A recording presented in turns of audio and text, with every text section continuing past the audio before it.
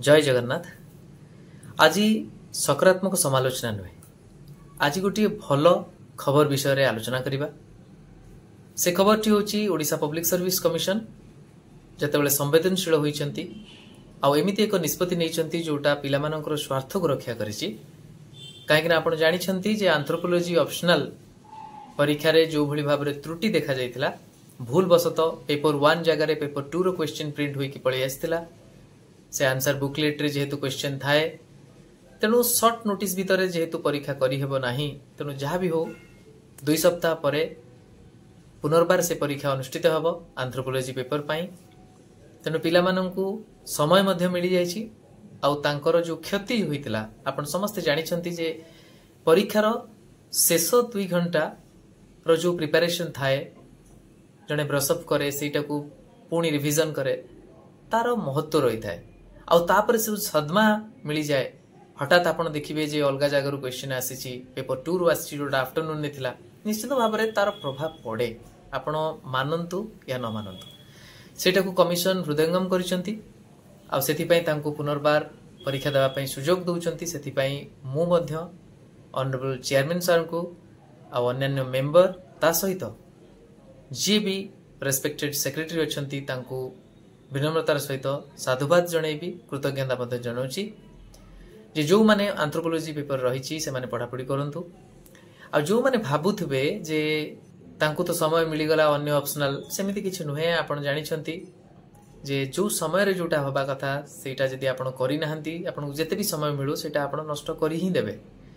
हां, निश्चित भाव रे जो माने चालाक थिबे से माने निश्चित भाव रे ए समय रो सदुपयोग करी तांकर परफॉर्मेंस को बढ़ाइबे, इम्प्रूव करेबे। आ सेटा तो विधिर विधान, कहीं आपण जानिछंती जदि कहा प्रति अन्याय होउची न्याय हवा निहाती आवश्यक। तेणु से न्याय हला बेले संपूर्ण क्षतिपूरण बेले बेले होई पारे नाही, बेले बेले टिके अधिक क्षतिपूरण भी हो जाए।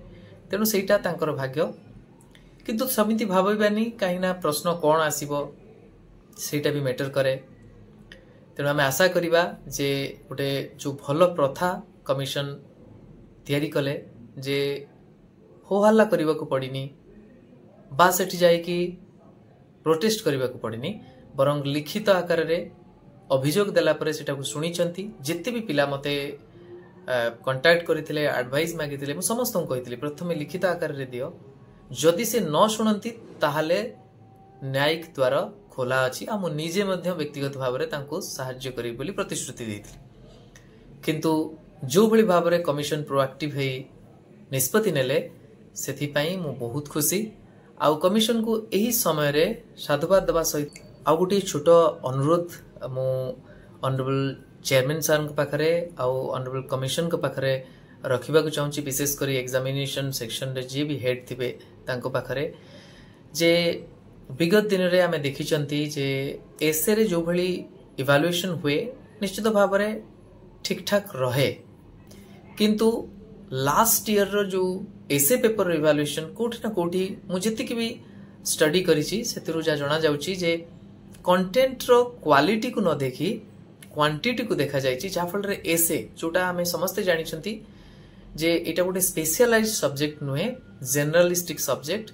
सेटा एमिति लेखा हबार अछि जे सबु दिगो को जेमति हमें जानि छंती जे गोटे economic aspect, cultural aspect, social aspect, environmental aspect, political aspect, ए सब एस्पेक्ट को टच करितिबो गोटे कॉमन मैन बुझी परतला बलिया सुंदर भाबरे सेटा गोटे विभिन्न थॉट गोटे केमिति कोहेरेंट हेई गोटे पर गोटे एमती करिकी रचना को सुंदर भाबरे सेटा लेखा जाइता। सेमती लेखा को जदि आमे ऑनर न करिबा, जस्ट गोटे साइंटिफिक टॉपिक रु पढिछि बोली ताको आमे कॉमन मैन बुझिला बेले न लेखि गोटे स्पेशलाइज सब्जेक्ट हिसाब रे गुडाए डेटा ड्रिवन करि दबा, गुडाए डाटा दे दबा आ सेइथरे आमे किछि सिंपैथेटिक मार्क पाई जिबा, ताहले डेफिनेटली कॉम्पिटिटिव एज रहिबो नाही। आमे समस्त जानि छंती जे पर्सनालिटी टेस्ट आउ एसे ए दुईटी प्रकृत रे व्यक्तित्व माप करिबारे बहुत फलप्रद होता है। आउ सिविल सेवा अधिकारी चयन रे ए दुईटीर भूमिका बहुत गुरुत्वपूर्ण। सेतिपई मु आशा करिबी ऑनरेबल कमिशन एसे पेपर इवैल्यूएशन ऊपर टिके विशेष ध्यान देबे इथर। जहाँ फल गोटे भल सुंदर लेखा सरल लेखा बहुत भल मार्क पाऊ आउ जड़े एसे लेखिबार कला न जानी गुड़ाए डाटा लेखि सुंदर माने हस्ताक्षर रे यदि सजै दउचंती से माने मार्क न पाई जानतु। ये गोटे मोर अनुरोध। आ द्वितीय अनुरोध जे जीएस पेपर रे अनेक कोचिंग सेंटर रही अनेक मु खबर शुणुची जे अनेक पिला एमती कहवा को भी पछौ नांती जे आपण जहाँ भी हो गोटे फ्लो चार्ट कर दियंतु गोटे डायग्राम बनै दियंतु एई सब जिनस रे आपण गोटे सिंपाथी एग्जामिनर कर ड्र करिवे गोटे अटेंशन ड्र करिवे आ सेई सिंपाथी अनुसार आपण को मार्क मिली जिवो। सेटा न हो जोटी एनालिटिकल क्वेश्चन रही से भली भाव में एनालिसिस से जो भली हो ग्राफिकल हो बा सब्जेक्टिव वे रे जदि जने एक्सप्लेन कर दउची इन शॉर्ट हो से माने जेमिति भलो मार्क पांतु।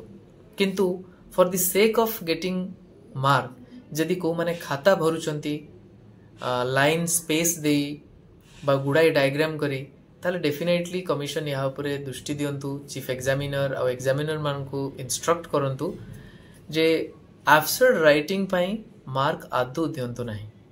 आ जो माने भलो लेखिचंती सरल करी लेखिचंती आ टू दी पॉइंट लेखिचंती जोटा प्रश्न मागुची से उत्तर ही देइचंती ताले सेमानकु इंसेंटिवाइज करा जाऊ सेमानकर लेखा को सेमानकु अधिका बोनस मार्क मिलु जा फल रे गोटे कॉम्पिटिटिव एज रहिबो।